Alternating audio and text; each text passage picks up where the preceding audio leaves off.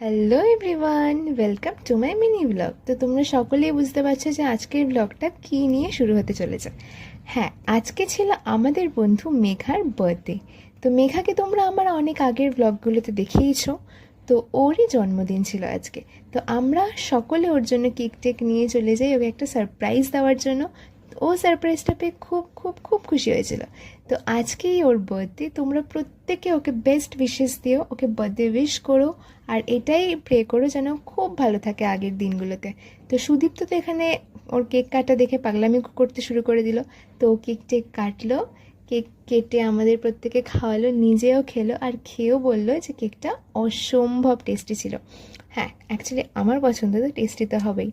ভাই দেবে jokes apart, কেকটা আমরা সকলে মিলেই পছন্দ করে কিনেছিলাম ওর জন্য, জাস্ট বিকজ ওর একটা সারপ্রাইজ দেবো বলে।